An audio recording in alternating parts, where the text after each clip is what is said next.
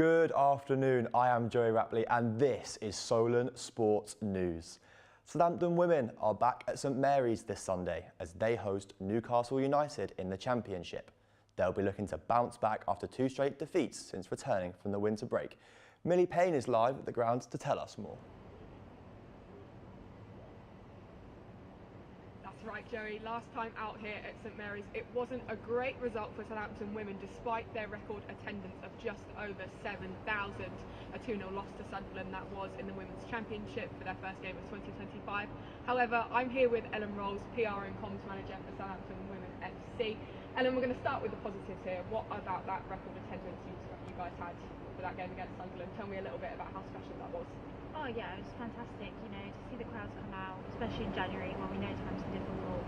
But we specifically targeted that game to make sure that we could offer free tickets to as many fans as possible, as we know January's tough. Yeah, and just on that game against Newcastle this weekend, that's the one that's coming up this Sunday. Going to be a really tough test for you guys, but you've made some great signings so far towards the end of the January transfer window and some great youth signings as well for the future. Yeah, I think we've made some really great additions to the squad and hopefully going to help us push on a bit. Obviously we've signed Georgia Mallet from Aston Villa on loan, who's a world-class player, captain for England under-17s, and even with our other signings, I think, you know, Viv Lee, we've signed, just some really, really brilliant players. Yeah, definitely. And just coming back to this game against Newcastle as well on Sunday, you are continuing that trial of alcohol in the stadium in Bowl. How is that going to attract more fans almost to come into the stadium? Is it just sort of, it promotes it a little bit more, doesn't it? Yeah, I think it's about offering fans something a little bit different, giving them the choice. We wanted to take part in the trial to see if it enhances the matchday experience, see if we're getting a bit of a different audience, perhaps people who might not consider coming to a women's match before, but this might be something that entices them. And how many tickets have you sold so far for Sunday's game? Yeah, we're looking forward to a big crowd. We've got around 2,300, but obviously always want more. Absolutely. And what would you say to anyone even maybe looking at buying a ticket for the women's game? I think definitely, if you've never been to a women's game before, absolutely come along, give it a try. It's going to be a really great match between, I think, 2 good sides. And just coming back to the transfer window just last day, you're going to come up against a player that you sadly lost this January as well, how strange is that going to be considering she was really close to us? Yeah, I think obviously we weren't probably expecting to see her back so soon, but of course, you know, we want her to do well like any club would, and you know, we're prepared to fight, and I think, yeah, Freya's obviously going to know what she's up against, but so are we. Well, it sounds like they've got a real clash this Sunday on their hands for Southampton women. Back to you, Joey. Thank you very much, Millie. We do hope they can get back to winning ways very soon. Manchester City have drawn reigning champions Real Madrid in today's Champions League playoff draw. 2023 champions Manchester City will host Madrid at the Etihad on the 11th or the 12th of February before travelling to Spain for the second leg the following week. While Scottish champions Celtic face a daunting tie against Bayern Munich, Liverpool, Arsenal and Aston Villa avoided the draw today as they qualified for the round of 16 after finishing in the top 8.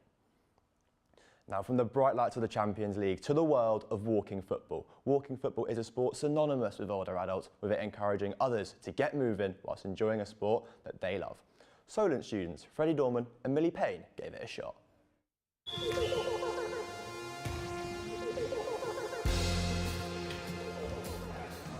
Walking football is currently the UK's fastest growing sport, with more than 1,000 clubs nationwide running regular sessions.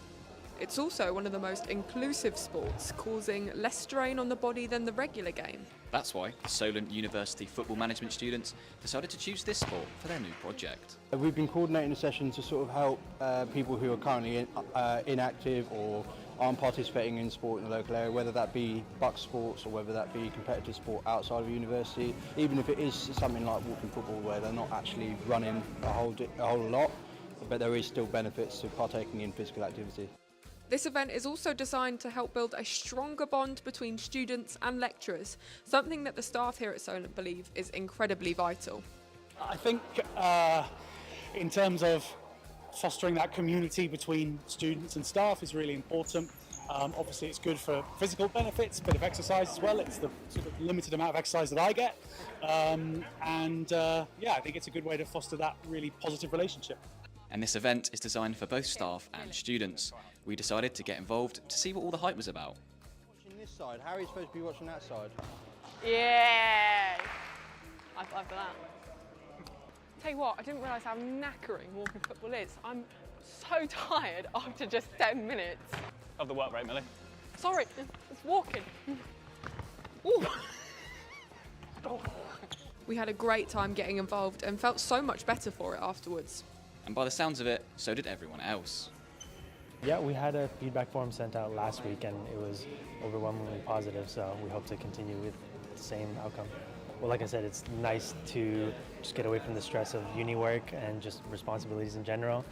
It's a great way to come in and socialise and probably meet new people. Freddie Dorman And Millie Payne, Solent Sports News. The annual Six Nations kicks off tonight. Wales start the action against France in Paris. Wales will be looking to avoid consecutive wooden spoons and get their first win since October 2023. There is optimism in the Wales camp this year with the return of captain Jack Morgan and other experienced players to the Welsh side. Yeah, definitely. You know what happened in the past, and we learned from last year. But also it's a new competition, new year. So yeah, we're looking forward to the start of the competition tomorrow. And you know, there's a lot of experience back and a lot of boys coming back and new boys coming in as well. So yeah, we've been excited with the group, and training's gone well over the last couple of weeks. So yeah, we're looking forward to. England's Six Nations campaign gets underway against Ireland on Saturday. Hitting the gym is one thing, but dedicating your entire day to it is another challenge. Finley Harlow spent a day with Thomas Chudley to experience firsthand what it takes to live the life of a powerlifter. I am here outside Barbell Division, where just last week powerlifter Thomas Chudley finished the highest in his class in Southampton, and today he's going to take me through my paces on how to be a powerlifter.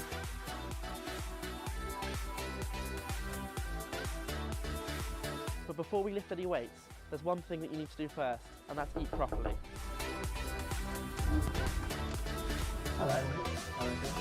Hurry up. I think it's time to start with the most important meal of the day. Now, breakfast. What are we having?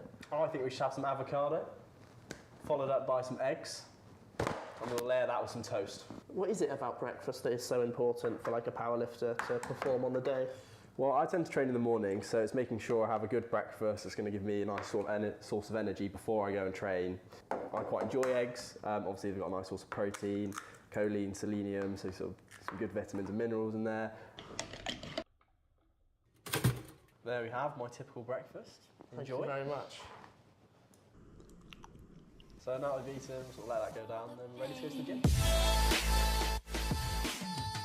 Right, Vin, so we're going to work on your technique. Yep. So today I want you to approach that bench. I want you to sit on the end. I want you to find a nice comfortable place for your feet. I want you to plant them, make sure they're nice and secure. Unrack the bar, and we'll go for 5 reps. Yep. Let's go do that. Let's do it.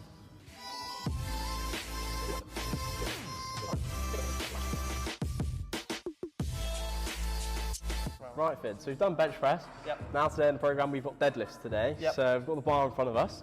So it's a very simple movement. Obviously, we're just going to make sure we stay nice and patient, and we're going to take it as it goes. Pinch those armpits. Yep. And then drive the floor away from you. Nice. And scoop and up and through. Nice. Right, Thomas, let us finish now. Yeah, so it was a good little day. We've done some bench, done some deadlifts. We've gone through all the warm-ups, everything. We've done a bit of technique. Nice little bit of accessories, but I have to tell you, I'm pretty hungry, so I think it's time for lunch. Let's do it. So it's a nice quick little meal I like to put together, a little skier bowl. So we've got some nice blueberries and some granolas, chuck it all together. Nice and quick, but it does feel nice and dense and does keep me nice and full, so let's get to it.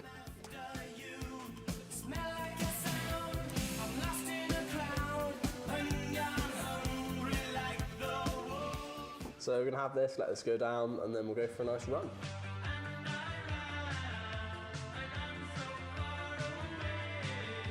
Right, Tom, whilst we're out on our run, how did you first get into powerlifting?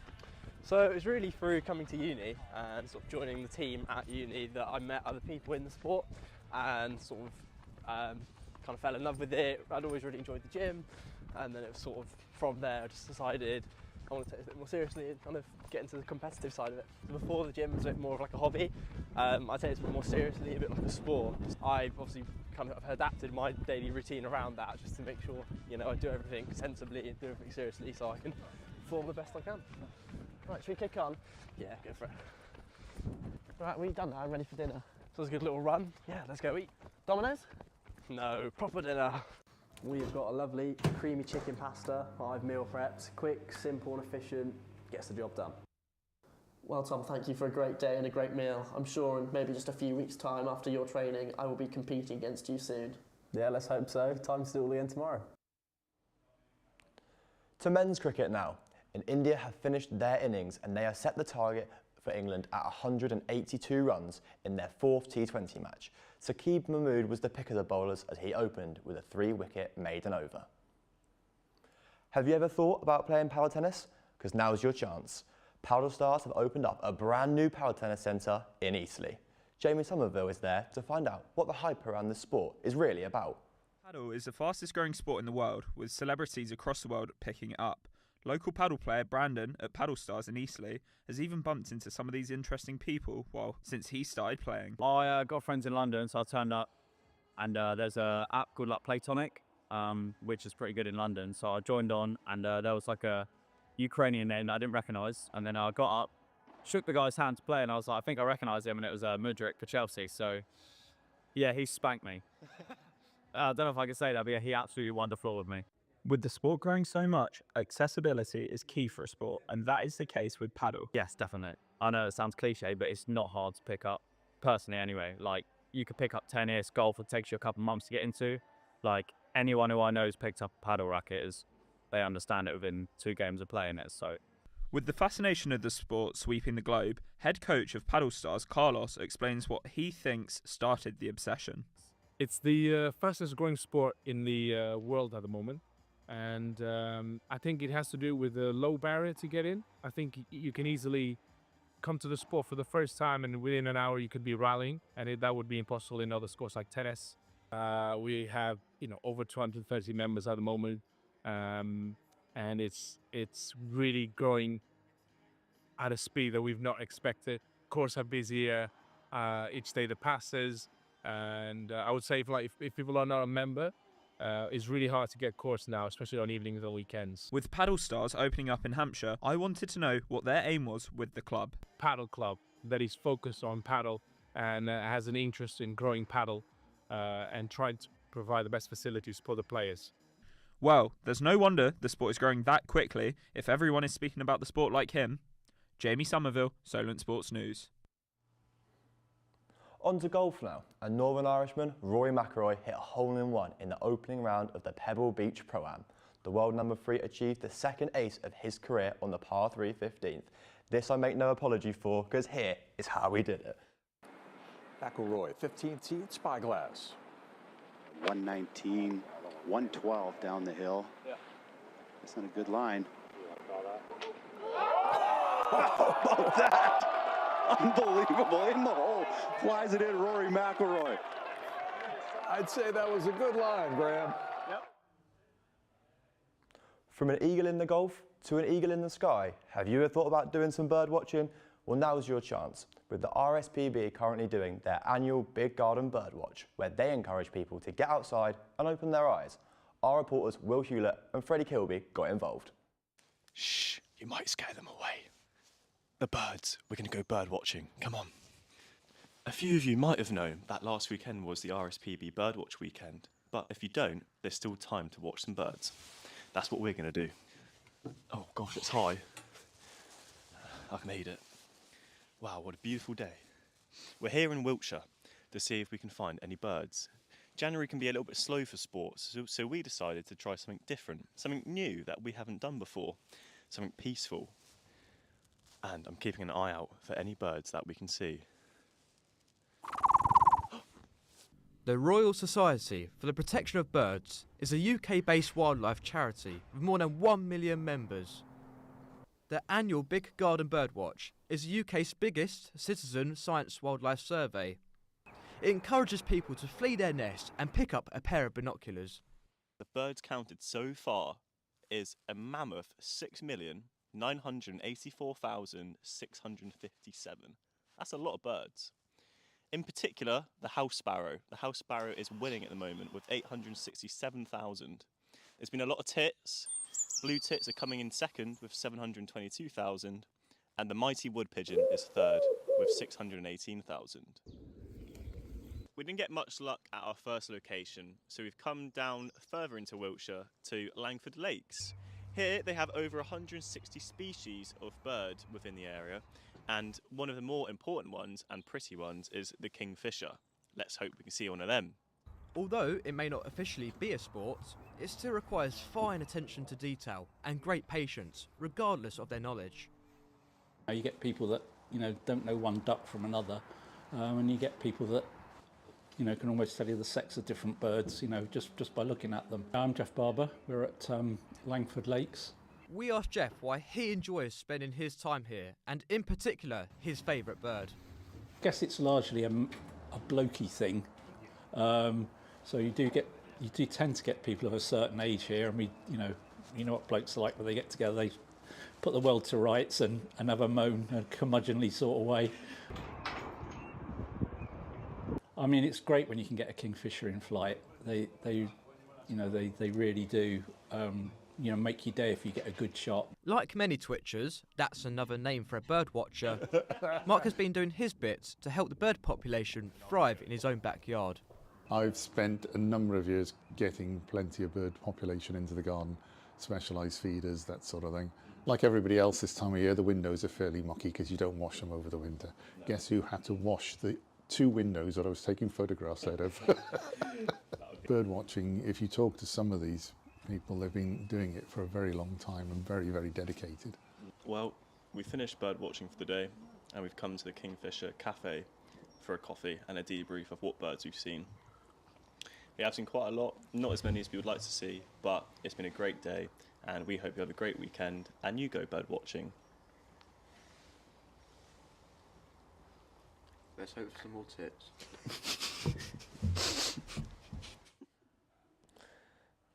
Well, all the best, gents, in that department. But that is all for now. Make sure to check the Solent Sports News website for more live updates. Thank you for listening and goodbye.